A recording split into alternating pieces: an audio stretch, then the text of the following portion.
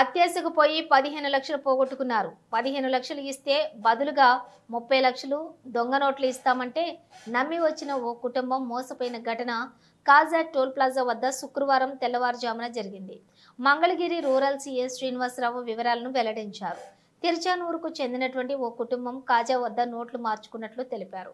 ముఠా సభ్యుల పైన కింద అసలు నోట్లు పెట్టి మధ్యలో తెల్ల కాగితాలు పెట్టి ఇచ్చినట్లుగా తెలిపారు. కుటుంబం ఫిర్యాదుతో కేసు నమోదు చేశామన్నారు.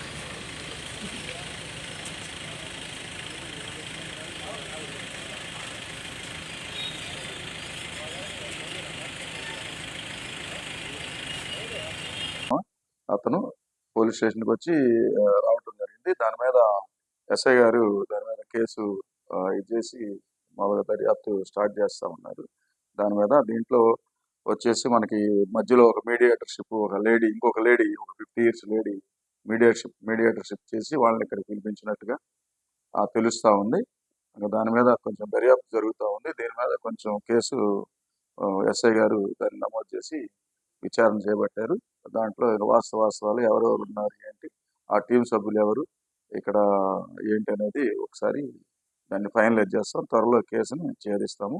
ఇంకా ప్రత్యేకంగా దీంట్లో మేము చెప్పేది ఏంటంటే, ఈ విధమైన అక్రమ సంపాదనకి అమౌంట్ ఎక్కువ వస్తాయనే ఉద్దేశంతో కొంతమంది కావాలని వీళ్ళు కూడా మోసానికి గురవుతున్నారు.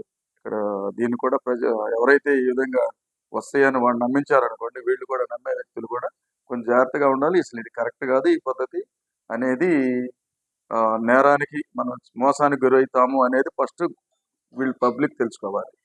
ఈ విధమైన ఇది ర్యాప్ అనేది, దీన్ని ర్యాప్ అంటాం దీంట్లో పోలీస్ భాషలో. ఈ విధమైన దీంట్లో కానీ ఎక్కడైనా నేరాన్ని బారి కాకుండా, మోసానికి గురి కాకోకుండా జాగ్రత్తగా తెలివిగా ఉండాలని ప్రజలందరికీ ప్రత్యేకంగా విజ్ఞప్తి చేస్తున్నాం.